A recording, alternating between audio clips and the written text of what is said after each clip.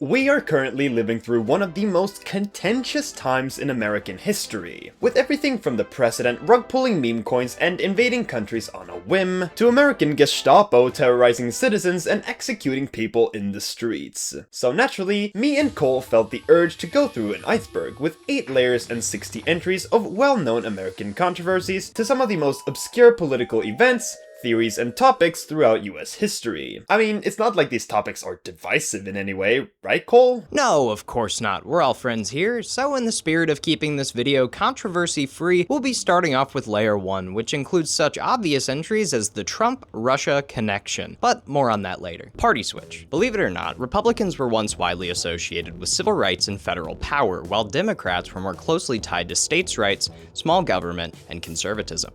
Between the late 19th and mid-20th century, these identities slowly unraveled and reassembled into the political landscape we recognize today. Let's look at the American electoral map from 1916, the race between Woodrow Wilson and Charles Evans Hughes. The divide looks almost unrecognizable. Most southern states voted Democrat, while states like New York, Oregon, and the North voted Republican. This pattern holds for decades. The solid South remains reliably Democratic, not because of progressive values, but because the Democratic Party in the South was deeply invested in segregation and local control. That equilibrium begins to crack in the mid-20th century. In 1964, Democratic President Lyndon B. Johnson signs the Civil Rights Act into law, a move that permanently reshapes American politics. Southern Democrats feel betrayed. Johnson himself reportedly acknowledged the consequences, allegedly saying that Democrats had lost the South for a generation. What followed is a long, gradual political realignment. White conservative voters in the South gradually migrate toward the Republican Party, while black and progressive voters consolidate under the Democrats. By the late 90s, the parties had effectively switched places. The names stayed the same, but the values, the voters, and the map completely inverted. Freedom fries. In 2003, President George W. Bush launched the US invasion of Iraq, a move widely criticized for lacking the United Nations authorization and violating the UN Charter. France publicly opposed the invasion, arguing the intelligence on weapons of mass destruction was unreliable. In response, a wave of anti-French sentiment spread across American media and conservative political circles. The trend reportedly began with a small restaurant called Cubby's in North Carolina, which renamed French fries to Freedom Fries as protest. The idea quickly went national. Cafeterias, diners, and sports venues followed suit, and in a particularly symbolic move, the US House of Representatives officially renamed French fries and French toast in congressional cafeterias to Freedom Fries and Freedom Toast. In 2006, when everyone realized the war was a disaster, the House quietly switched back to French fries and pretended the whole embarrassing episode had never happened. Brown v. Board of Education. In 1954, the US Supreme Court issued a unanimous ruling that would fundamentally reshape the country, declaring that separate educational facilities are inherently unequal. With that sentence, the court overturned its own 1896 decision in Plessy v. Ferguson, which had legalized racial segregation under the doctrine of separate but equal. Brown v. Board of Education didn't end racism, and it didn't instantly integrate American schools, but it did destroy the legal foundation that segregation rested on. It turned Jim Crow from settled law into a constitutional problem and gave the civil rights movement a weapon it had never had before: the courts. Watergate. This one's a doozy, guys. In 1972, 5 men broke into the Democratic National Committee headquarters in Washington, D.C., and were caught with wiretapping equipment. After 2 years of investigative journalism and litigation, it was found that the Committee for Re-election of the President, CRP, was behind it. Now, President Dick Nixon didn't directly order the break-in, but he did orchestrate the massive cover-up, paying hush money and telling the FBI to stop investigating. He won the 1972 election in a landslide, but the tapes came out and he was forced to resign on August 9th, 1974. If you want to know more about this one, there are so many Watergate documentaries, books, movies, you name it. You can find it out there. Monica Lewinsky. Monica Lewinsky was hired as an intern for the Office of the Chief of Staff in the summer of 1995 during Bill Clinton's presidency. Sometime that November, Bill Clinton took a liking to 22-year-old Miss Lewinsky, and they began a 2-year-long affair. 1 year prior to that, in 1994, a woman named Paula Jones filed a suit against Clinton for sexual harassment that occurred while he was the governor of Arkansas. Monica Lewinsky was called by Jones's lawyers as a witness, for which she signed an affidavit saying that she had never had a physical physical relationship with Bill Clinton. This led to the all-too-famous clip of Bill Clinton lying to the world with the statement, "I did not have sexual relations with that woman, Miss Lewinsky. I never told anybody to lie, not a single time, never." Spoiler, he did. Linda Tripp, a close friend and co-worker of Lewinsky's at the time, had recorded several phone conversations in which Lewinsky talked in detail about her relationship with Bill Clinton. These conversations were made public through Clinton v. Jones and led to the impeachment of Clinton on charges of perjury and obstruction of justice. While Clinton retained his public reputation, Lewinsky became the primary public casualty of the scandal and was subjected to years of ridicule, harassment, and media abuse. Since then, Lewinsky has managed to rebuild her life as an activist, focusing on the exact kind of massive public shaming that nearly destroyed her: weapons of mass destruction. When most people think of weapons of mass destruction, they picture nuclear bombs, but that isn't the full definition.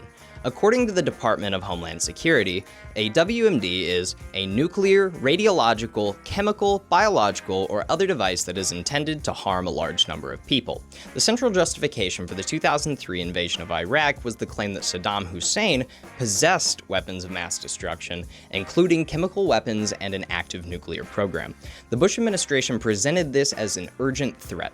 In February of 2003, Secretary of State Colin Powell addressed the United Nations, holding a vial meant to represent anthrax and laying out intelligence that was framed as conclusive. The case was treated as settled, but it wasn't. After the invasion, the fall of the Iraqi government, and years of occupation, no stockpiles of weapons of mass destruction were ever found. Key pieces of evidence unraveled. The yellow cake uranium documents were exposed as forgeries. The aluminum tubes cited as proof of a nuclear program were intended for conventional rockets. This meant that intelligence had been exaggerated, selectively used, or simply wrong. The war went forward anyway, though. We were sold a threat that didn't exist. The weapons weren't there, the war happened anyway, and we're still dealing with the fallout of that today. The Trump-Russia connection. Donald Trump has deep, documented ties to Russia. Not allegedly, not in Minecraft. This comes directly from official US government reports. In 2019, Special Counsel Robert Mueller released the Mueller Report. In 2020, the Republican-led Senate Intelligence Committee released its own findings. While neither report found a signed agreement proving a criminal conspiracy, both confirmed that the Trump campaign welcomed, encouraged, and benefited from Russian assistance. Trump's campaign chairman, Paul Manafort, shared internal polling data with a known Russian intelligence asset. Donald Trump Jr. took a meeting inside Trump Tower specifically to receive dirt on Hillary Clinton from representatives of the Russian government. At the same time, Michael Cohen, Trump's personal lawyer at the time, was negotiating a deal to build Trump Tower Moscow during the election, while Trump publicly claimed that he had no business interests in Russia. None of this is speculation. It's documented through emails, testimony, and intelligence reports. The debate at this point isn't about whether the connections were real. We know they were. The real question is whether we actually ever got the full story. I'm willing to bet we didn't. CIA waterboarding. Following 9/11, the CIA authorized so-called enhanced interrogation techniques at black sites around the world. The most infamous was waterboarding, a method that simulates drowning. Allow me to demonstrate, but don't try this at home. The Bush administration insisted it wasn't torture, relying on secret memos that redefined the word torture so narrowly that it was almost a joke. The rest of the world disagreed. So did the Senate. The 2014 Senate Torture Report concluded that the practice was brutal, ineffective, and repeatedly lied about by the CIA. Detainees like Khalid Sheikh Mohammed, former head of propaganda for al-Qaeda, were waterboarded dozens, in some cases hundreds of times. No meaningful intelligence was gained, no senior officials were held accountable, all of it was documented, and nothing ever came of it. Benghazi. On September 11, 2012, Islamic militants attacked 2 US government facilities in Benghazi, Libya. 4 Americans were killed, including Ambassador J. Christopher Stevens. The attack took place in a country still destabilized after the fall of Muammar Gaddafi, where US diplomats and intelligence personnel were operating with limited security. In the immediate aftermath, confusion over what had happened turned into a political fight. Some Obama administration officials initially described the attack as a spontaneous protest that escalated into violence. But soon after that spontaneous protest began, began outside of our consulate in Benghazi, and that it spun from there into something much, much more violent. Tied to an anti-Islam video circulating at the time. As more intelligence came in, it became clear that the assault was organized and deliberate. Republicans argued that the administration downplayed the terrorist nature of the attack to avoid political damage during an election year, and they accused Secretary of State Hillary Clinton of failing to provide adequate security beforehand and misleading the public afterward. That dispute drove years of investigations. Over the next several years, there were 10 separate inquiries and 4 major public hearings. They found serious security lapses and poor risk assessment, but no evidence that Clinton had ordered wrongdoing or intentionally lied under oath. Ironically, the biggest thing to come out of the Benghazi hearings wasn't even about Benghazi. It was the discovery that Clinton had been using a private email server.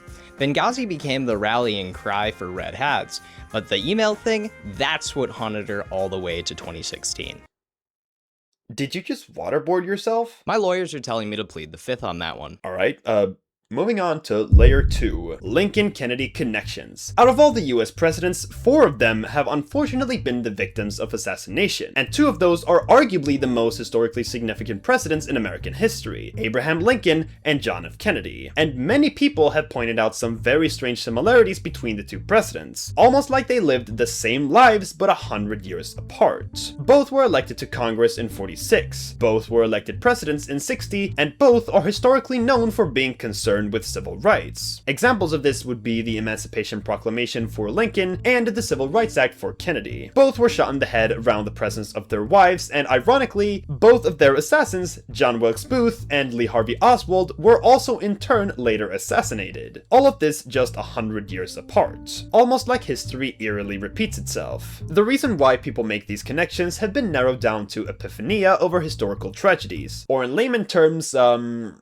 COPE. It's COPE. Patriot Act. The year was 2001, and one of the most historically significant terrorist attacks in modern history had just happened. Not only did 9/11 prompt President George W. Bush to declare war on terrorism, something we will talk more about later, and we stand together to win the war against terrorism. But domestically, Congress passed the Patriot Act, which included surveillance expansion, increased interagency communication, and increased penalties for crimes related to terrorism. This was highly criticized even at the time, with many people calling it an excuse to implement mass surveillance and to racially profile brown people, particularly Muslims. And we know that this criticism isn't completely unfounded. We know that the FBI was hoarding personal information of millions of Americans, and many experts highly criticized the way special entry-exit registration programs targeted predominantly Muslim countries. Now, even though much of the surveillance authorities allowed by the Patriot Act expired years ago, there's still many provisions that remain even to this day, with companies like Palantir speculated to take full advantage of this. I mean, this statement in and of itself is absolutely unhinged. Guantanamo Bay. Guantanamo Bay is a notorious military base located in Cuba with a long and arduous history of controversy. It is the oldest American naval base overseas and has received a lot of geopolitical scrutiny from the Cuban government since the 60s. Aside from holding notoriously dangerous criminals during the War on Terror, Guantanamo Bay is widely known for its numerous human rights violations towards its detainees during that same time period. We're talking sleep deprivation, waterboarding, extreme temperatures, etc., towards people that didn't even receive legal due process. The reason why this was justified by some in Congress is because it's outside US sovereign territory, which according to them meant that courts were not justified and constitutional protections did not apply, which was later argued to be false by a Supreme Court ruling in 2008. Thankfully. I just wish they would do something similar for ICE so I could finally travel to the country and, you know, feel safe. ERA. The ERA, or the Equal Rights Amendment, is a proposed amendment to the Constitution that would, in theory, prohibit discrimination between sexes. The amendment itself goes like this: equality of rights under the law shall not be denied or abridged by the United States or by any state on account of sex. Which sounds all well and good, so what's the problem? Why hasn't it passed already? Well, it was first introduced to Congress in 1923, shortly after women got the right to vote. You can thank these two for writing the amendment itself, Alice Paul and Crystal Eastman. And yes, that is Crystal Eastman standing next to an average man in 1915. Wow, it's It's a lot of women. Ironically enough, it was actually Democrats who first opposed the amendment, but this has radically shifted over the years. According to Article 5 of the Constitution, you need a 2/3 majority in Congress and a ratification by 75% of states, and this came very close to being a reality in 1972, with a 2/3 majority from Congress, but unfortunately only ratified by 35 out of 38 states. The amendment has since been heavily criticized, especially during the Reagan administration, where a lot of political momentum was unfortunately lost, with Reagan himself openly opposing the amendment and conservative political activists like Phyllis Schlafly heavily criticizing it, saying things like, "Women are already privileged, not oppressed." Now that's it's a little friendly fire, don't you think? So, where is the amendment today? Well, unfortunately, it has more or less been put on the shelf. It's ratified by enough states, but Congress is divided, and I strongly doubt Mango Man is gonna do anything about it. White House Correspondent Dinner. The White House Correspondent Dinner is a celebratory dinner at the White House, where fundamental rights like freedom of speech and freedom of press is celebrated. It is a high-profile activity where the White House Correspondent Association, an independent organization of journalists, holds a high-profile dinner with both the president and the vice president. With the tradition starting out in 1921, every president has attended the dinner at least once, with the exception of Donald Trump. The intended purpose behind the dinner is to celebrate journalistic freedom and to provide insight into the relationship between the press and the president. While it is a respected tradition, the cozying up to the president has been criticized for undermining the very thing it's trying to celebrate. And over the years, the dinner has certainly shifted a lot of focus from celebrating journalism to being more comedy-focused. Historically though, the dinner has highlighted a lot of significant differences from administration to administration, with some very important moments showcasing exactly that, like John F. Kennedy refusing to attend the event unless the ban on women was lifted, or some presidents skipping the glamorous dinner entirely during stressful times like World War II. Because as you can probably imagine, holding a glamorous dinner during stressful times for the public would certainly be tasteless at the very least. Ranked choice voting. I think most of us are aware that American elections are very flawed, and this certainly won't be the last time we mention that in this video. America uses a particular voting system called first past the post, which essentially means that if you get a majority in a state, you essentially win that state, even if many voters in that state voted for the opposite party, and it's been highly criticized for undermining various democratic principles. Since America uses first past the post by electoral majority, not by popular majority, it means that you could essentially win elections without a majority of the votes. But since America has a two-party system, they can kind of get away with this. Now there's various voting systems around the world, with much fairer elections, and a popular voting system used in some of these elections is ranked choice voting. A country that uses ranked choice voting is Ireland, and the way it works is that since Ireland has a few political parties with a wide variety of candidates, you essentially rank every candidate from worst to best, which sounds a little too much like a YouTube video. The winner is then decided by comparing the rankings to each other. This is seen as highly democratic since every rank counts. Now there are some instances where ranked choice voting is used in America as well, like small local elections and whatnot. However, since America is, again, a two-party system, it would be very difficult to implement this kind of system for the presidential election, since there's really only two noteworthy candidates to begin with, and it still doesn't fix the fundamental issues like gerrymandering, campaign finance, etc., etc. Napalm. This is a notorious chemical known for its highly flammable properties, particularly the fact that if you light it on fire, it's going to burn for a very long time, and it's also going to be very hard to put out. As you can probably imagine by that description,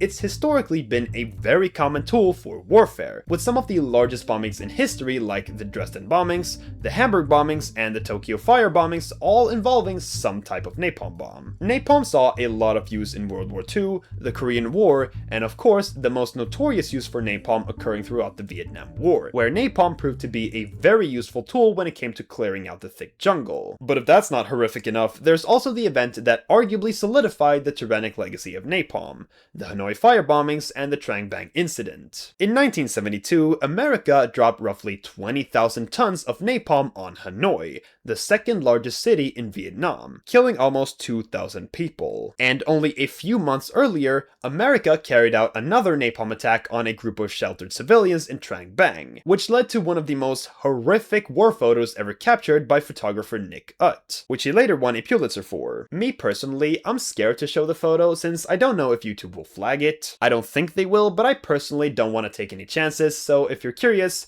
just look up Terror of War, which is the name of the picture. So to say that napalm is symbolic of US tyranny would certainly be an understatement. Second Amendment original intent. As a European myself, I can personally verify that the Second Amendment, aka the right for American citizens to own guns, is frankly a very foreign concept to most of us. But historically, there's actually a pretty good reason for this particular law. After the American Revolution against Great Britain, which would eventually lead to the founding of the nation itself, some of the founding fathers were concerned that the country would eventually suffer the same fate they did as a colony of Great Britain, that being federal overreach from a strong central government. So when James Madison proposed the Second Amendment in 1789, it was done with the primary intent of keeping the government in check by giving the people guns. Now, over the years, the Second Amendment has changed quite a bit, with the modern interpretation being more about self-defense rather than opposing a tyrannical government. Now, I don't want to get political, but ice anybody? The fuck? The original intent behind the Second Amendment is currently a very common talking point, due to the fact that people argue ICE has become the exact thing that founding fathers like James Madison were originally afraid of, which is not a discussion we're gonna have in this video. However, ICE is a major reason why I'm personally not comfortable with currently traveling to America, and I know plenty of people that feel the same way. Unfortunately. Hanging/dimpled chad. A hanging chad, or dimpled chad, refers to a small piece of paper that hasn't fully detached from the voter ballot. The reason why this is actually a very big deal is because of a past election scandal, but we'll get there. As you probably know, there are several ways you can vote in a democracy, and one of the most controversial ways to ever vote in an American election was with punch-out paper ballots in the 2000 presidential election, with Al Gore going up against George W. Bush. The way you use a punch-out paper ballot is basically by pressing holes in a paper. The problem was that the voting machines during this election failed to register a lot of these holes as actual holes, since many of these punctured holes, which were called hanging chads, were still stuck to the paper itself. This was one of the closest elections in American history, and it was particularly close in Florida, where a machine recount was required by law if the difference was less than 0.5%. Which it was, and the recount led to a narrow 500 vote margin in favor of Bush. But the hanging chad controversy would lead Al Gore to request a manual recount by hand, which was heavily opposed by George Bush. This was then brought to the Supreme Court, who allowed the recount, but unfortunately did not allow it to finish. Many people believe that if the manual recount had finished, it would have led to a different outcome, since the counties where the recount was requested were Democratic counties. There were other reasons why Gore lost, but since the punch-out ballots potentially caused a false president to be elected due to the counting issues, they would go on to be partially phased out of American politics. Something that was also very interesting with this particular election was Green Party nominee Ralph Nader, who had roughly 2% of the votes. If he would have been completely absent from the election, it would have likely led to the victory of Al Gore, since those parties share a lot of similar values. Sure makes you wonder what could have been. Unfortunately, we'll be thinking that for most of this video. Welcome to Layer 3. At this depth, we're looking at original Electoral College, Snowden, Bush shoes, Reform Party, poll taxes, line item veto, Obama inauguration mistake, Howard Dean yelling, sovereign citizens, and death panels. Original Electoral College. In the early years of the United States, there were no running mates or unified presidential tickets. Each elector cast 2 votes for the president without distinguishing between the president and vice president. The candidate with the most votes became the president, and the runner-up automatically became the vice president. This is how political rivals John Adams and Thomas Jefferson ended up serving in the same administration after the election of 1800, despite belonging to opposing factions with radically different visions for the country. The system quickly proved unworkable, especially once political parties began to form. The problem was finally addressed by the 12th Amendment, which separated electoral votes for president and vice president, and created the basic structure we still use today. Snowden. In 2013, NSA contractor Edward Snowden leaked a massive trove of classified documents showing that the US government was secretly collecting phone metadata and sweeping up internet communications on a global scale, including data tied to millions of Americans. The disclosures revealed programs like PRISM and bulk metadata collection under Section 215 of the Patriot Act, often carried out with the cooperation of major telecom and tech companies. The government insisted the programs were legal and necessary to prevent terrorism. terrorism. Critics argued that they violated the Fourth Amendment and normalized mass surveillance. Snowden was charged under the Espionage Act and fled the country. After his passport was revoked, he became stranded in Russia, where he later was granted residency and eventually citizenship. He cannot return to the United States without facing prison. Whether he's a whistleblower or a traitor depends on your politics, but the surveillance architecture he exposed didn't disappear. In fact, PRISM, the program that allows the NSA to collect emails, chats, and photos directly from major tech companies like Google, Facebook, and Microsoft, was reauthorized and expanded in April 2024 to broaden the definition of which entities must provide this information to the NSA. Bush shoes. In 2008, during a press conference in Baghdad, Iraqi journalist Muntadar al-Sadi hurled both his shoes at President George W. Bush while shouting, "This is a farewell kiss from the Iraqi people, you dog."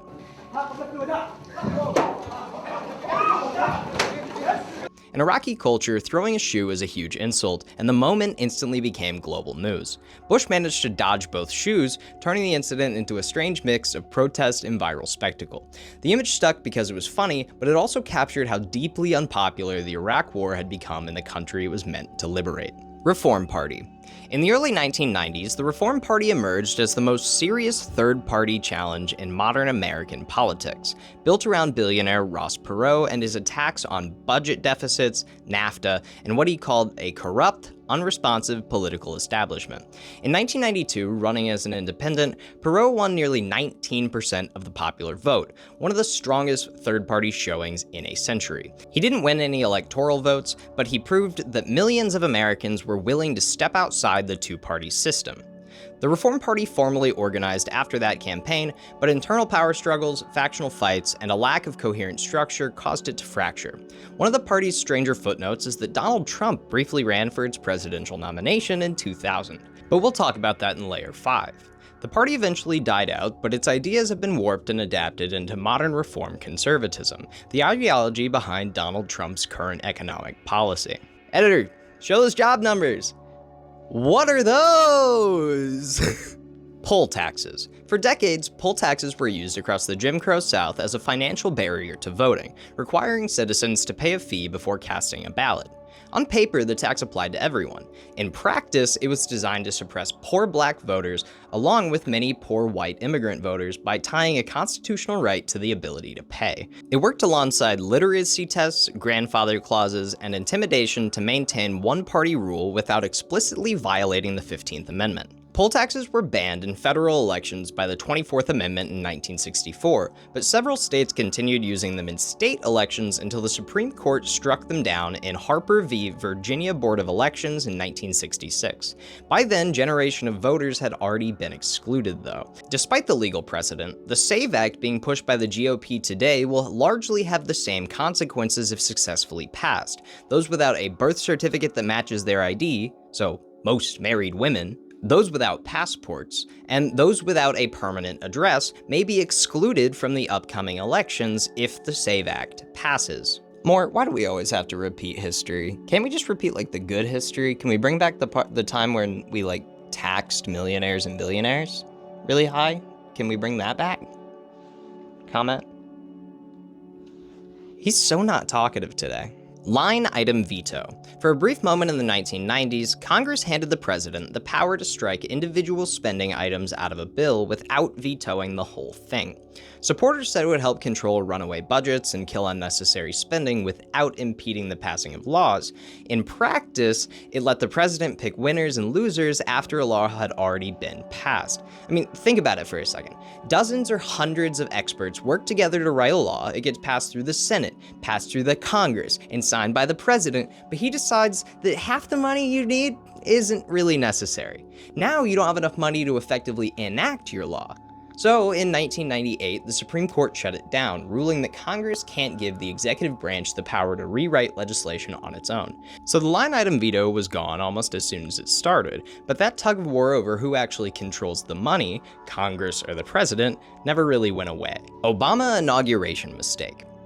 During Barack Obama's first inauguration in 2009, Chief Justice John Roberts accidentally misstated part of the presidential oath, saying that I will execute the office to the United States faithfully rather than of the United States. Obama paused, tried to follow along, and the moment became awkward on live television. I, Barack Hussein Obama, do solemnly swear that I will execute the office of President to the United States faithfully. that I will execute Faithfully the office of President of the the United office of States. President of the United States faithfully.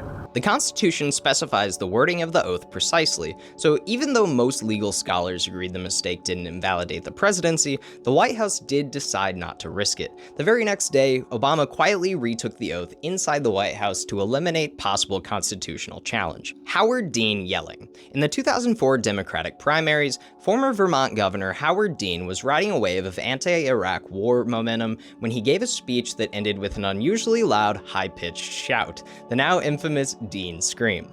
Roll the clip. Yeah, but she gets it, and Whoops, that was way more embarrassing. That's the right clip. And then we're going to Washington, D.C. to take back the White House! In the room, it sounded like a normal rally moment, but on television, with the crowd noise filtered out by directional microphones, it sounded a little unhinged. Cable news replayed the clip relentlessly, framing it as evidence that Dean was unstable or unserious. His poll numbers collapsed soon after. It was one weird 5-second clip, but replayed 1,000 times, and suddenly, a presidential campaign was reduced to a meme. Sovereign citizens. Everybody's seen at least one video of these freaks. Sovereign citizens are people who believe they've found a hidden legal loophole that makes them immune to US laws. They'll argue that the federal government isn't legitimate, or that there's some secret distinction between their real flesh and blood self and a separate corporate identity created by the government at birth. Based on that logic, they claim that they don't have to pay taxes, register their vehicles, or even carry a driver's license. Courts have rejected these arguments over and over again, but that hasn't stopped people from trying. You'll usually see it play out during traffic stops where someone insists they're traveling, not driving, and the police have no authority over them.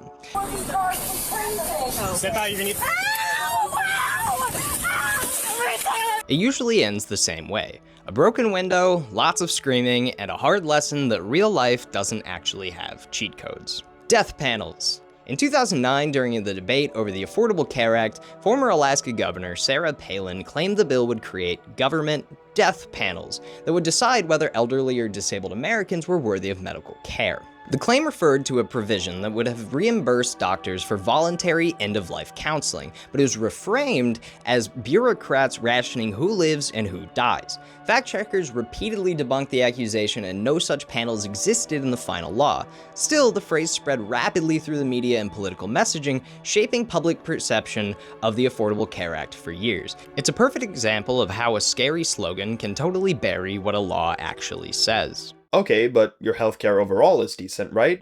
Oh god, no. Oh, moving on. Layer 4. Ohio always votes for the winner. This is a strange coincidence that was unfortunately broken quite recently. Since 1896, Ohio has always voted for the winner in the presidential election, with 3 exceptions. The 3 exceptions being FDR, JFK, and Joe Biden. However, since Joe Biden, Ohio has gone from a swing state to a red state. All of these things highlight some very interesting things about the country as a whole. First of all, Ohio is one of the largest manufacturing hubs in the US. In fact, it has the 3rd largest manufacturing workforce behind Texas and California. But it used to be a lot bigger. Along with other manufacturing heavy states like Michigan and Indiana, Ohio suffered severe job losses when companies started outsourcing manufacturing to countries with cheaper labor like Mexico, India, and China. Ohio is obviously not alone in this, but since their economy is so dependent on manufacturing jobs, it's causing many low-skilled workers to become dissatisfied with Democrats who they traditionally voted for, going from a swing state to a red state. This is a known phenomenon and is the reason why many blue-collar workers in manufacturing vote Republican today. Workers you can typically find in states like Indiana, Kentucky, and of course, Ohio. But the reason why they used to vote for the winner is believed to be the state itself being very similar to how the country used to look like. Some manufacturing, some agriculture, etc. As well as the population demographic being very similar to the US itself. If all of those reasons are true, it's gonna be very interesting seeing the state evolve in the upcoming years. Commerce Clause. The Commerce Clause is in Article 1, Section 8 of the Constitution, and it allows Congress to regulate trade between other countries, other states, and Indians, but more on that later. When it comes to the ins and outs of the clause itself, it's a little complicated. Also, I'm not a lawyer, so keep that in mind. Starting with the first one. Regulating trade with other countries is clearly defined. It's up to Congress to regulate it, and that's that. There's historically not been much debate here. The exception to that would be Donald Trump currently imposing tariffs on other nations, with many people deeming that as a violation of the Commerce Clause. The reason he's able to get away with this is by utilizing a loophole where he deems them necessary for national security, which they are not. When it comes to the second part of the Commerce Clause, which would be regulating trade between other states, there's a lot more controversy. The difference between commerce inside a state versus between states can get very blurry, especially with the internet. So you can probably see why this is a very political issue, with Democrats often arguing for more federal intervention since it's technically within federal authority, and Republicans arguing for less federal intervention since it's more of a state matter. It's a classic debate on whether it's government overreach or not. When it comes to the third part of the clause, which is regulating trade between Indians, it gets very interesting because this has quite the historical significance. When the clause was written in 1787, they included this part to preserve trade relations between the European colonizers and the native tribes, specifically to keep it regulated on a federal level. The interpretation at the time was that the tribes were domestic nations, which also meant that they had their own land that was later encroached on by Georgian settlers, particularly the land of the Cherokee tribe. This led to a court case where religious missionary Samuel Worcester argued that encroaching on the land belonging to the Cherokee tribe was deeply unconstitutional. The Supreme Court went on to rule in his favor, but this ruling was later ignored by President Andrew Jackson, who would go on to order the ethnic cleansing of various Native American tribes, including the Cherokee tribe. So even though the Commerce Clause is helpful to Native Americans in many ways, there have been plenty of disputes over its interpretation, with some settlers ignoring it outright. And a lot of those problems sadly remain even to this day. Wyoming Rule. This is a proposal to increase the House of Representatives so that every state gets the appropriate amount of seats compared to the least populous state in the country, that being Wyoming. Essentially setting the state Wyoming as the standard district size and giving every state one House seat for that number of people. Or at least that's what the rule says. This would increase the number of seats in the House of Representatives from about 430 to about 570. Now, as you can probably imagine, there's a few reasons why this hasn't been implemented. First of all, you would be heavily diluting the current seats in the House, making every representative less powerful, which very few representatives want. Secondly, since there's basically no voter pressure, very few representatives feel any sort of urgency to even implement this. And thirdly, since the Wyoming rule would decrease the relative power of small states and increase the relative power of large states, it looks like the Wyoming rule would currently favor Democrats. So even if this suggestion is framed as more fair, there's a lot of people framing it as partisan, which sounds silly to me since it would not only increase the competition within both political parties, it would also be more fair towards the people, but that's just my opinion. The biggest criticism I see is the fact that the population of the smallest state can fluctuate a decent amount over time, which would theoretically make the number of seats in the House also fluctuate in an unpredictable way, but again, I'm obviously not an expert. Assange. Julian Assange is a programmer and activist primarily known for founding WikiLeaks, a website known for leaking compromising documents regarding various important companies and government entities. It was launched in 2006 as a platform for whistleblowers to upload sensitive and classified information. During the later 2000s and early 2010s, WikiLeaks were renowned for publicizing some very, very wild shit, like Iraq and Afghanistan war logs containing records of insane human rights violations in Abu Ghraib, which, we'll talk about that later. They were also the ones behind the Cablegate scandal, where US diplomats were instructed to collect sensitive information on UN officials, among other things. WikiLeaks, however, has received a lot of criticism for releasing information in a very blunt and insensitive way, with many names being caught in the crossfire and a very low journalistic standard. Now, despite creating a site with seemingly noble intentions, Julian Assange himself is unfortunately a big piece of shit. allegedly. In 2010, he was accused of sexual assault in Sweden, which prompted him to move to the UK, and when Sweden then wanted him extradited from the UK due to these charges, he proceeded to move to Ecuador. So yeah, the man was guilty. Avoiding the law is probably the only reason for you to ever move to Ecuador.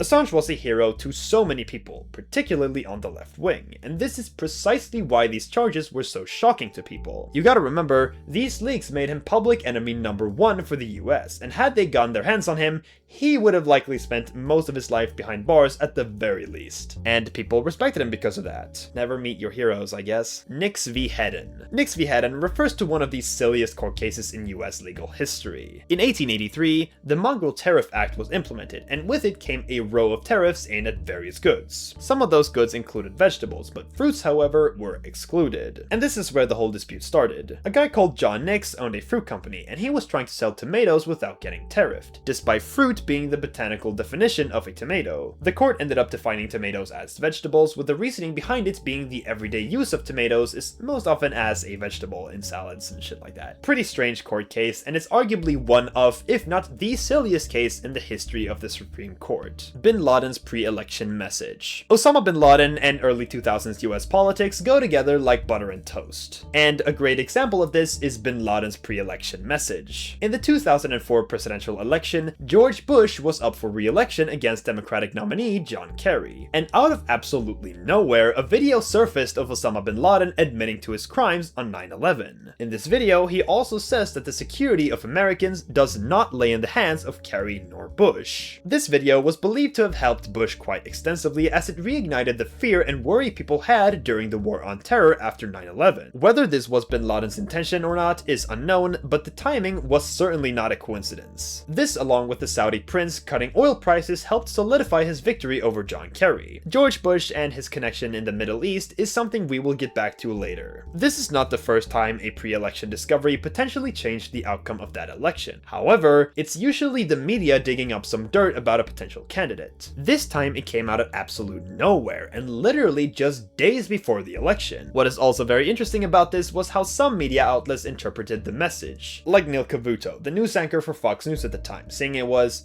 as if he wore a John Kerry campaign button, which, I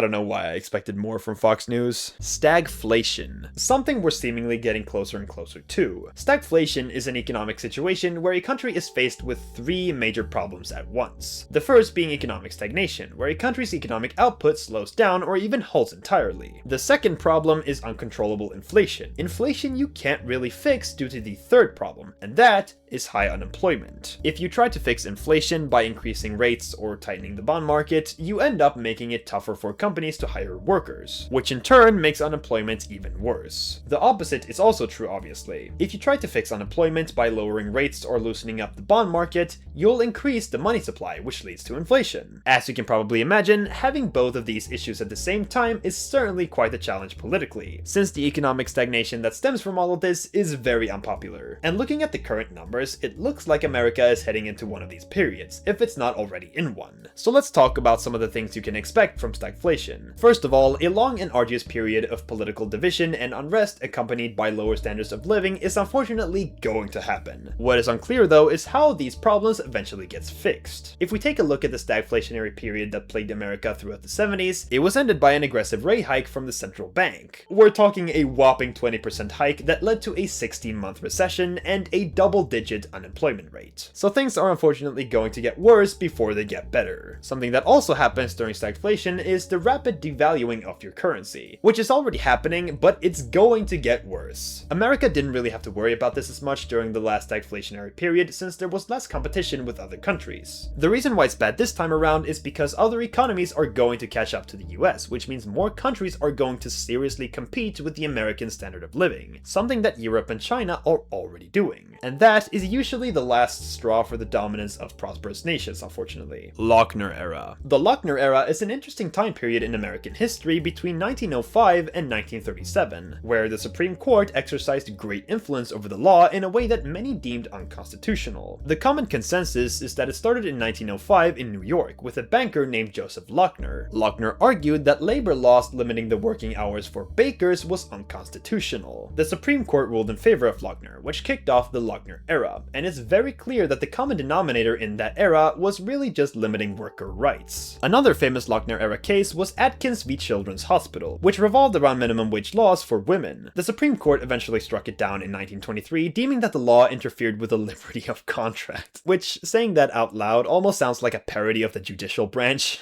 We can't give women money. That's interfering with liberty of contract. This was, however, later overturned in 1937, in a case that would come to be known as the end of the Lochner era, West Coast Hotel Co. v. Parrish. This case determined the constitutionality of minimum wage. With FDR presenting the New Deal to combat the Great Depression, he pushed heavily for minimum wage laws. But the Supreme Court once again deemed this unconstitutional. So FDR basically threatened to increase the number of seats in the Supreme Court, which pressured Judge Owen Roberts to cast a deciding vote to maintain their independence, with people calling this decision the switch in time to save 9. The Lochner era overlapping with a large wave of progressive movements is not a coincidence, with the Supreme Court often shutting down the very laws that progressives championed for. Nothing says democracy like a little presidential extortion, right, Adam?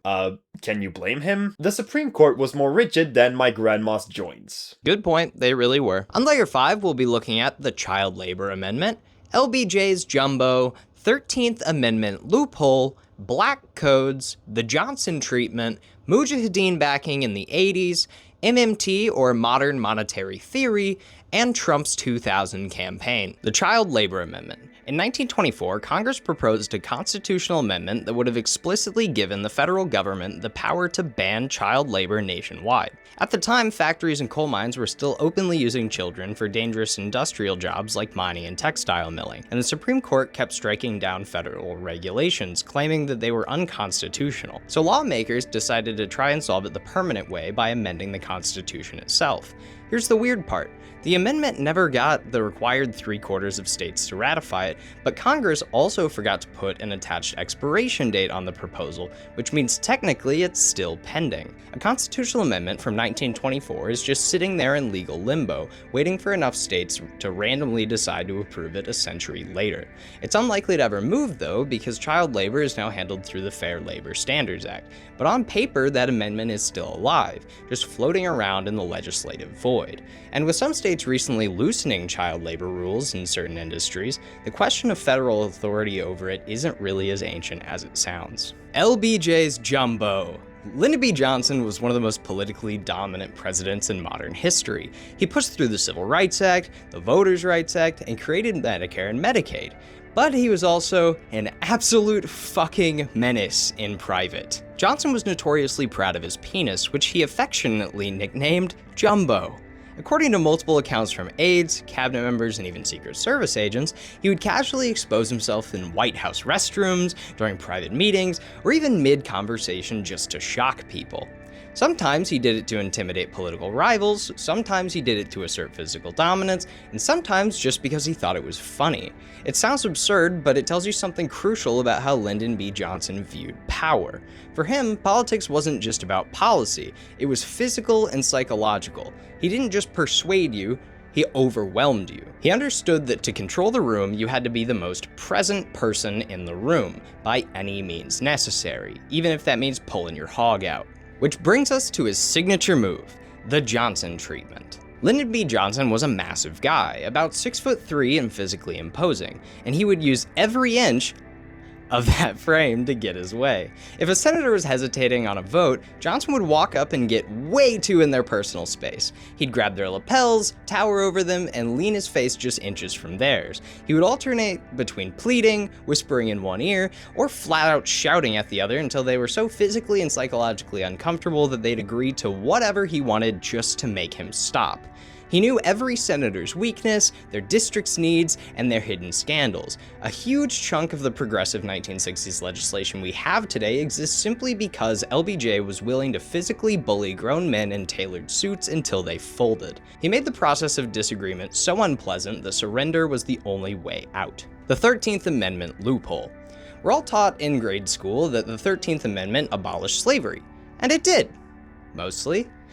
But if you actually read the exact words of the text, it says, "Neither slavery nor involuntary servitude ... shall exist within the United States except as punishment for crime." That one word, except, is doing a lot of heavy lifting. After the Civil War, the Southern economy was destroyed, and they had just lost their free labor force, so they found a legal workaround. They began arresting newly freed black men for incredibly minor or completely fabricated offenses, and then used that exception clause to lease them out to private companies for forced labor. This system became known as convict leasing, and it was a brutal revenue stream for states. Critics and historians argue that this exact clause led to the permanent legal groundwork for mass incarceration in America. In fact, at least 650 prisons across 46 states still use the forced labor protected by the 13th Amendment for agricultural tending and development today. So chances are that if you live in America, you've likely eaten food that is passed through enslaved hands. Black codes. Directly tied to that 13th Amendment loophole are the Black Codes. Right after emancipation, Southern states passed a series of highly specific laws designed to trap black citizens back into the criminal justice system. The most insidious of these were vagrancy laws. These laws effectively criminalized not having proof of employment. If you were a free man walking down the street and couldn't produce a piece of paper proving you were currently employed by a white landowner, you would be arrested for vagrancy. Once you were arrested and fined, you'd be unable to pay, so the state would conveniently lease you to the exact same plantation you had just been freed from to work off your debt. It was a closed-loop system. The Civil War ended, but the power structure simply shifted from one based on slavery into a system backed by criminal law, ensuring that the labor stayed cheap and the population stayed controlled. Mujahideen backing. During the Cold War, the United States was desperate to bleed the Soviet Union dry after they invaded Afghanistan in 1979. Under a highly classified CIA program called Operation Cyclone, the US began funneling billions of dollars and military-grade weapons to the Afghan resistance fighters known as the Mujahideen. On paper, it worked perfectly. The Soviets took massive casualties and eventually withdrew in 1989, which was held as a massive strategic victory for the US. The problem is that you can't control what happens to billions of dollars of weaponry once the war stops. Some of the radicalized networks and fighters that the US funded and trained later fractured and evolved into groups like Taliban and Al-Qaeda. Now, this doesn't mean that the US directly funded Al-Qaeda as an organization, but the region was saturated with our weapons and our training, so we would be remiss to say that we played no part in their uprising. Modern monetary theory, or MMT. This one breaks people's brains a little bit. Modern monetary theory is a controversial economic framework that argues that countries like the United States, which issue their own fiat currency, can never run out of money. A fiat currency, if you don't know, is a currency backed by nothing but a government promise. Before fiat currencies, every unit of money created by the government was backed by a physical good like gold or silver. This restricted money printing as they could only produce as much money as they had in gold or silver in the vaults. We'll talk more about when the US deferred from the gold standard a bit later. Nowadays, money can be created simply because the Federal Reserve Board, which consists of just 7 members, tells the US Treasury to do so. The common myth is that the government has to find money through taxes before it can spend it, the same way you or I have to earn a paycheck before we can pay rent. But modern monetary theory argues that because the government is the one printing the money, they can always just print more money to pay their debts. Supporters of modern monetary theory argue that this means we could fund massive public programs like universal health care or infrastructure without obsessing over the deficit. The only real constraint, they argue, is inflation. This would be the in-debt-to-who crowd that insists that the US cannot go into debt because no one has the authority to make the US pay. Critics of modern monetary theory say treating the economy like an infinite money glitch is dangerously naive and risks hyperinflation akin to the German mark after World War II. You can print all the currency you want, but you can't print more steel, more oil, or more labor.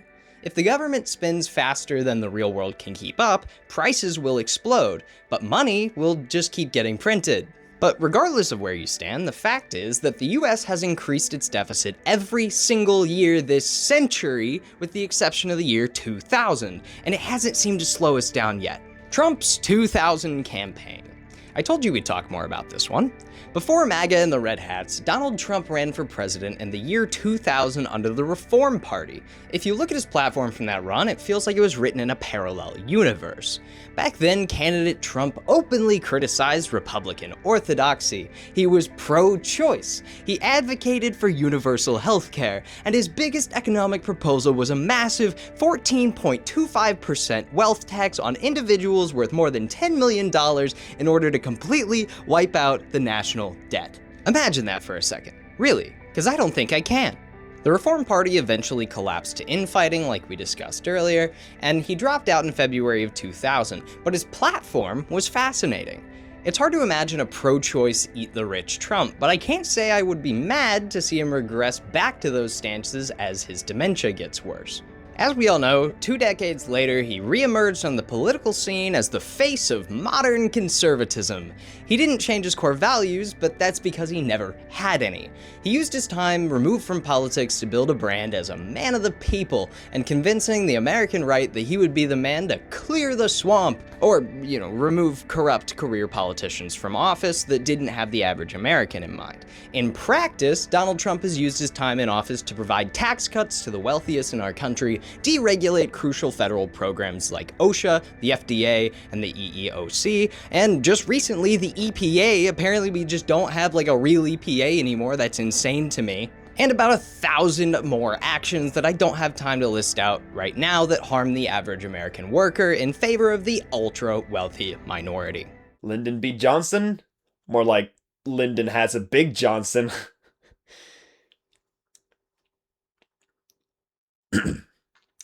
I'm sorry. Layer 6. Eisenhower's heart attack caused obesity epidemic. Have you ever heard about the butterfly effect? It's this theory that something small can ultimately have disastrous consequences, even if it's technically not your fault. A good example of this was Dwight D. Eisenhower suffering a heart attack in 1955. This heart attack is believed by some to be the reason why obesity is such a massive problem today, although this link is far from confirmed. Throughout the 1950s, heart attacks were a rapidly growing cause of death in several parts of the world, and no one really knew why. So when the President of the United States suffered a heart attack in 1955, this problem was brought into the limelight and became a national concern. America gathered all of their best doctors and nutritionists to try and get to the bottom of this now very widespread problem. Eventually, Dr. Ansel Keys came to the conclusion that Eisenhower ate a lot of saturated fats, which he linked to higher blood pressure, and eventually higher rates of coronary heart disease. Now Ansel was correct about this, and he still is, obviously. But that's about where this man's brilliance ends, because he suggested a drastic change in the diet for all Americans, replacing saturated fats with refined carbohydrates and sugar. Yes. This change actually went through, and supermarkets started filling up shelves with processed junk, with many countries quickly following in America's footsteps. Something that is still a problem even today. So to say that Ansel and his colleagues fucked up big time is certainly an understatement. That being said, attributing this to Eisenhower's heart attack is a bit of a reach, since this would have been a problem with or without him. But he did seemingly speed up the process. By today's standards, Dr. Ansel Keys is not a very good doctor. His studies were often conducted with severe biases to prove his point, and in classic 1950s fashion, he very rarely studied the effects this had on women. Now you might be wondering, what was the actual reason behind the increase in heart disease? What was the actual cause behind Eisenhower's heart attack? Again, in true 1950s fashion, there was a certain habit that a lot of people had back then, and Eisenhower was no different. In fact, it's a miracle he didn't have a heart attack sooner, because Eisenhower smoked 6 packs of cigarettes a day. John Ehrlichman's confession. From slavery to Jim Crow to redlining to gerrymandering and of course,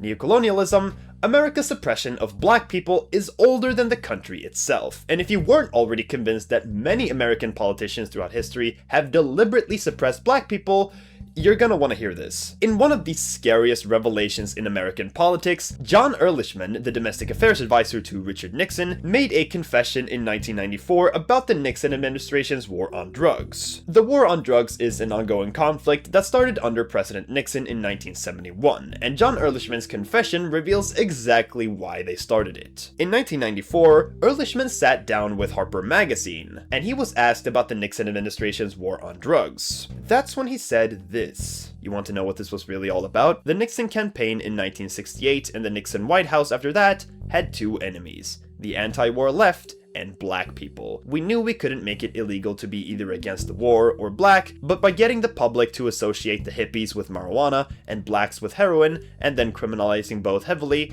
we could disrupt those communities. We could arrest their leaders, raid their homes, break up their meetings, and vilify them night after night on the evening news. Did we know we were lying about the drugs? Of course we did. Just straight up admitting to the government orchestrating all of this. And it doesn't help that the man looks like a certain Batman villain. The worst part about the war on drugs is that it's still ongoing, with Ronald Reagan in the 80s escalating it even further with a 100-to-1 punishment disparity between white and black people. Black people were punished 100 times harder for doing the same crime. And even though disparity has gone down, the fact that there's still a disparity should absolutely concern you. If you need even more proof of Reagan and Nixon both being vicious racists, you should probably listen to this leaked recording. And last night, I tell you, to watch that thing on television as I did. Yeah. To see those monkeys from those African countries. Damn them, they're still uncomfortable wearing shoes.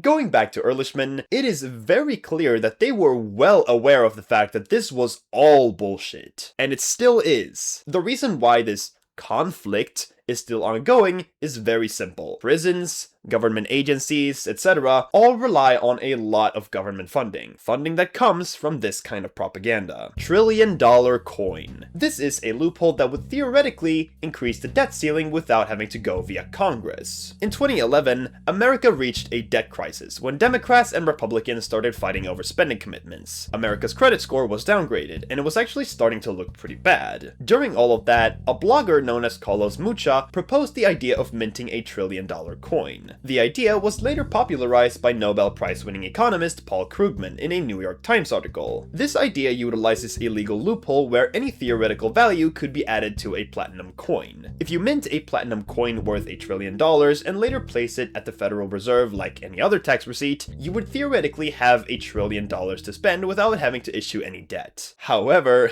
as you can probably imagine, utilizing a legal loophole to bypass the debt ceiling without actually adding any sort of value to it could very well undermine faith in the system. Despite this, the idea was actually floated by some noteworthy politicians, but it wasn't received very well, with Obama himself dismissing the idea as more of a gimmick rather than a serious suggestion. So this really is more of a meme than anything else. It's not actually taken seriously. Senate abolition is unconstitutional. There is a lot of structural problems with the American Senate, primarily the fact that it's a wildly inaccurate representation of the people. For those of you who don't know, the Senate consists of 100 seats, with 2 senators for every state. The senators are elected with a 6-year term, and the purpose of the Senate is to represent the states, even though there are bigger and smaller states. Now, many will argue that this is by design, and that's true. However, when you compare the largest state, that being California, to the smallest state, that being Wyoming, you'll realize that the biggest state has 70 times more people than the smallest state. It's actually one of the largest Senate disparities in the world, and it's only getting bigger. So to say that the US Senate is flawed is certainly an understatement. And I haven't even mentioned the filibuster yet, which is basically an action with the intended purpose of delaying a vote. All of these problems with the Senate has made it inconceivably difficult to pass any meaningful legislation, since all of that has to go through the Senate. And the current day polarization of Democrats and Republicans obviously adds to that difficulty. This has led many people to actually wanting to abolish the Senate completely, or at least heavily reform it. And there's actually some countries that have already done this for the exact same reason. In June 2025, Belgium agreed to abolish the Senate by 2029. In America, though, that's going to be rather difficult for a few reasons. Firstly, America is, as you know,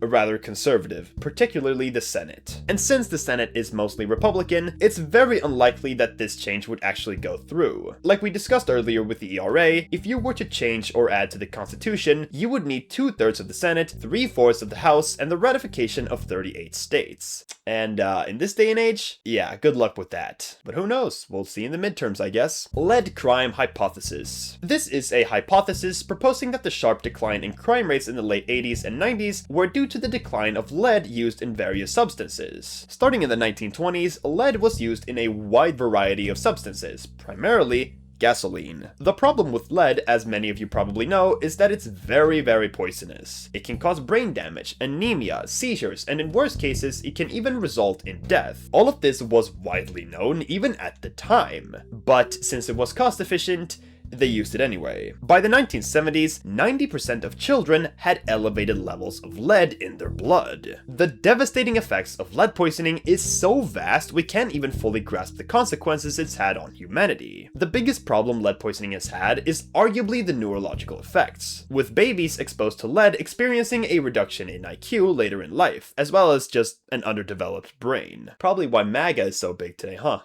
Anyway, since we know lead exposure impairs brain development, causing impulsive and erratic behavior, there's a decently established scientific consensus stating that the later reductions of lead in the air eventually caused a reduction in crime. In the late 60s, the pollution in the atmosphere was such a large problem that Lyndon B. Johnson signed the Clean Air Act, one of the most influential environmental laws ever passed in America. This, along with increased public pressure, caused a massive reduction in lead throughout the 70s and 90s, and during this time, we also saw a large reduction in crime. And again, according to the scientific consensus, this correlation is likely not a coincidence. This is still a hypothesis at the end of the day, and there's obviously other factors involved in this crime drop as well, but there's actually well-established examples of pollution affecting crime rates, and I think the Clean Air Act is something we can learn from today. We need to implement something similar when it comes to plastics and fossil fuels, especially since they cause so much damage to various ecosystems around the planet. But since those industries are so heavily lobbied, we're likely not going to see any sort of American reform here anytime soon. And this is a whole nother problem in and of itself. So you're basically saying lead-based gasoline is why MAGA is as stupid as they are. Well, yeah, pretty much. That actually makes a whole lot of sense. On layer 7, we have what happened in 1971, birth of a nation, abortion caused the great crime drop, Buck v. Bell, spelling errors in the Constitution, and Lincoln's Depression. What happened in 1971? There's an entire corner of the internet completely obsessed with a specific set of economic charts that all point to 1971 being the year the American dream failed. There's actually a whole website called WTFHappened1971.com compiling all these graphs that I urge you to check out, but I'll throw it over here. Before 1971, the math of the middle class actually made sense. You have two lines on the graph, worker productivity and worker compensation. And for decades after World War II, they moved in perfect unison. If workers produced more, they earned more. It was a simple, honest feedback loop. Then you hit 1971, and those lines just snap apart. Productivity keeps skyrocketing upward, but wages just completely flatline. So what happened in 1971? Well, that's the exact year President Richard Nixon executed the Nixon shock, taking the United States off the gold standard and ending the Bretton Woods monetary system. I don't really want to do another big tangent, but the Bretton Woods monetary system is worth explaining because not enough people know what we used to have. Basically, it guaranteed that the average US citizen could convert their US currency to gold for the price of $35 an ounce. Many other countries followed the system too, including the UK, Canada, France, Japan, the Soviet Union, China, and even 37 more. It was backed by both gold and the US dollar, but Nixon completely destroyed that in 1971 when he decided to turn the US dollar into a fiat currency, which we learned about earlier. The US dollar was suddenly backed by nothing but a government promise, and it had resounding effects throughout the world. And look, people can argue about the why all they want, but the charts speak for themselves. The moment we stopped using real assets and started using promises, the game changed for everyone except the people at the very top. That massive gap on the graph is the graveyard of the middle class. Productivity skyrocketed, and that wealth had to go somewhere, so it pooled in the stock market, real estates, and the pockets of people who already owned the game. While the average worker got stuck with a dollar that loses value every single year, and we're working harder than ever for it just to buy the life that was a given for our grandparents. My God, dude, I need a drink after that one. Up to this point, I was just kind of thinking, most people know all of this, right? But this one actually shocked me a little bit. Like, I wasn't at all aware that the departure from the gold standard coincided with this many problems that still plague us today. I would say that I hope we get back to some semblance of that, but I'm not stupid and that won't happen. So I guess I'll just finish this and be sad for the rest of the day. Birth of a Nation. In 1915, director D.W. Griffith released a 3-hour silent epic called The Birth of a Nation. From a purely cinematic and financial standpoint, it was groundbreaking. The first true Hollywood blockbuster, grossing over $10 million in initial ticket sales, which is roughly $200 million today. This was the silent generation's endgame.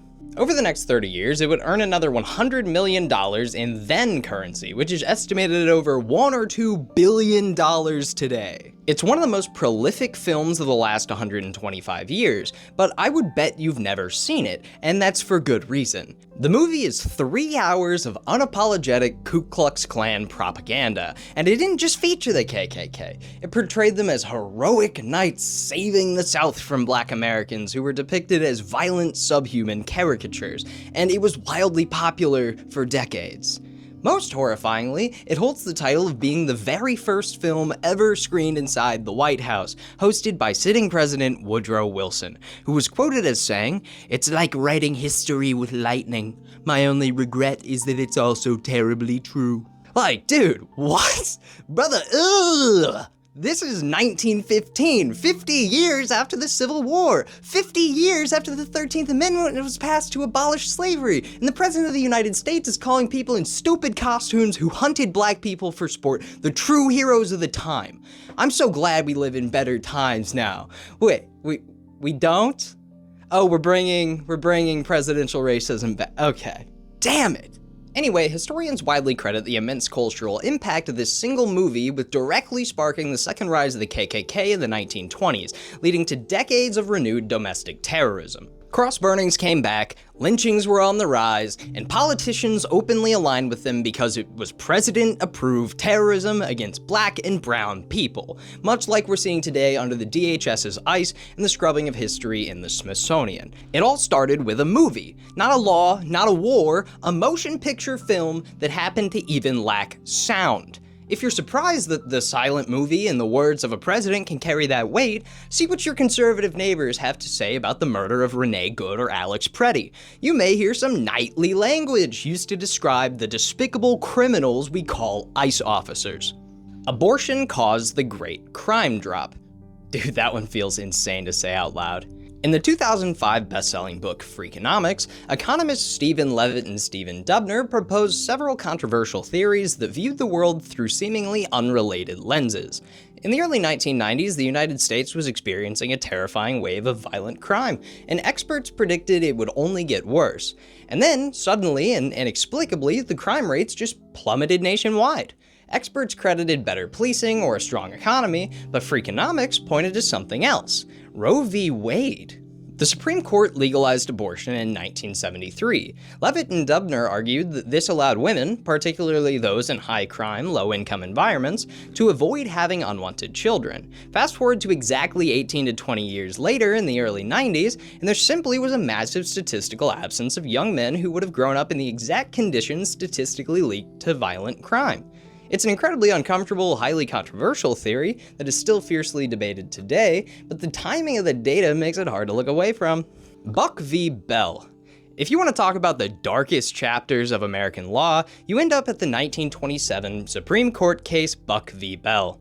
In an 8-1 decision, the Supreme Court upheld a Virginia law that allowed the state to forcibly sterilize a young woman named Carrie Buck, simply because the state deemed her feeble-minded. The majority opinion was written by Justice Oliver Wendell Holmes Jr., who ended the ruling with one of the most quotable sentences in judicial history.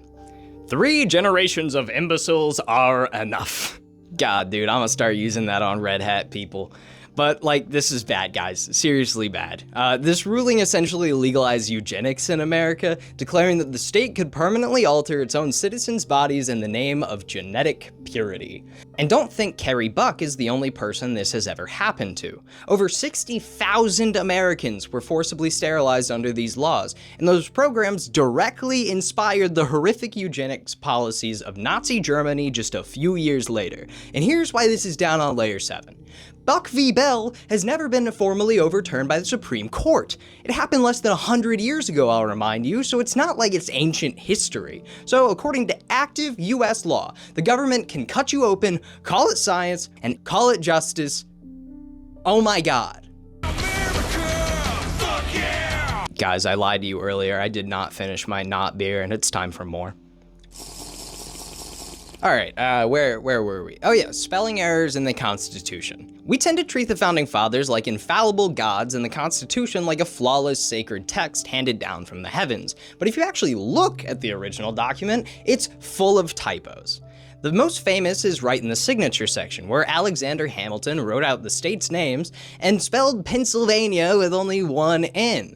Throughout the document, there are totally inconsistent spellings, chaotic capitalizations, misuses of its versus it apostrophe s, and they often just use commas like wherever they wanted to, like between nouns and verbs. Like, they're minor details, but it's important because it strips away the mythos and reminds us that this document wasn't written by perfect men. It was written by tired, sweaty humans using quill pens by candlelight in a hot room in Philadelphia, Pennsylvania, just trying to figure it out as they went.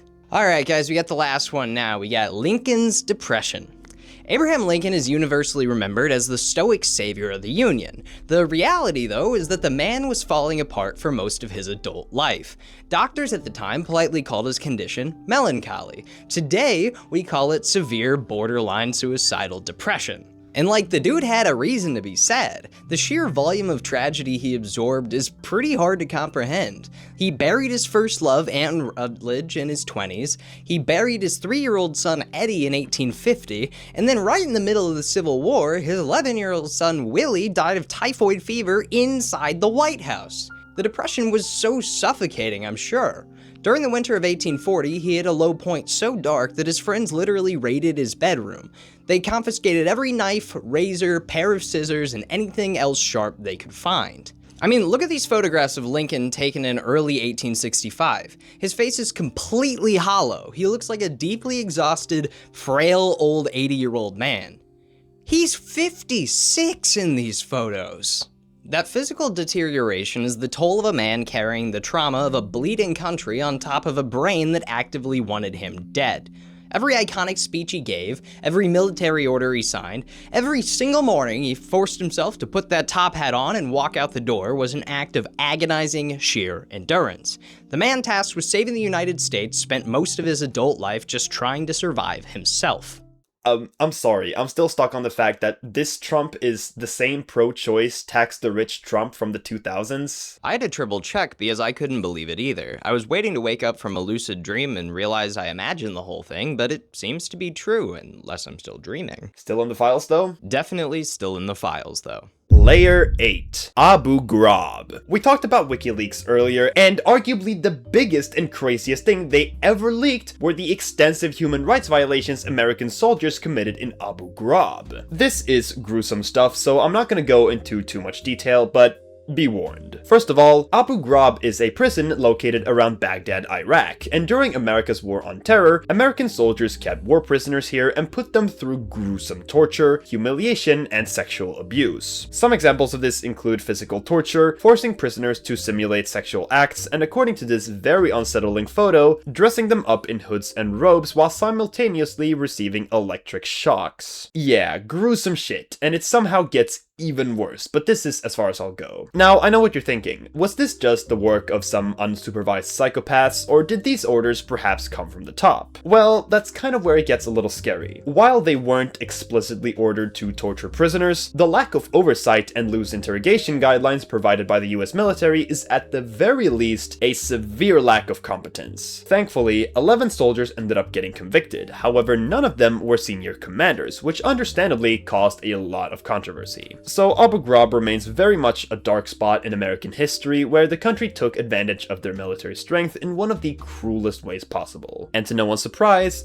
America got off almost scot-free. Circular number 3591. Convict leasing was a practice where corporations and other private entities hired human labor from various prisons. And as you can probably imagine, it was mostly black people. The crazy part is that this system still exists to this day, albeit to a lesser extent and with some big differences. Convict leasing became a very common practice in southern states after the American Civil War, and it goes without saying that this practice was horribly inhumane. This labor was often very brutal and deadly since there was little to no incentive to care for their health. It was basically a legal loophole that local governments used to continue slavery after the Civil War. This lasted for nearly a century, with reform happening as late as 1941, where U.S. Attorney General Francis Biddle issued a directive called Circular No. 3591. While this directive led to marginal improvements of working conditions as well as slowly shifting it to a state-controlled system, it's still a legal practice that heavily relies on the unfair incarceration of black people. This is a widely known fact, and there are so many statistics you can point to regarding this. A few examples would be the heavier policing in black communities, the higher likelihood of black people being stopped and searched by police, the higher likelihood of getting an unfair trial, and like I mentioned earlier with the war on drugs, they are more likely to get longer sentences for the same crime. All of this leads to a wildly disproportionate incarceration rate for black people, which in turn leads to black people doing more penal labor. So yeah, slavery was reformed, not abolished. Titanic purposely sunk for the Federal Reserve. This is a conspiracy theory stating that the Titanic purposely sank in order to take out the three opposers to the Federal Reserve's creation. In 1910, several powerful people secretly met at Jekyll Island on the coast outside of Georgia. Apparently, the rich elite has always had a thing for islands. The purpose of this meeting was to discuss the creation of a central bank, and the reason why this meeting was secret is because the idea of a central bank was very unpopular at the time. The three businessmen who opposed the Fed later went down with the Titanic on its maiden voyage, with John Pierpont Morgan, the founder of JP Morgan and a spearhead of the central bank narrative, canceling his trip last minute, and a year after the ship sinking,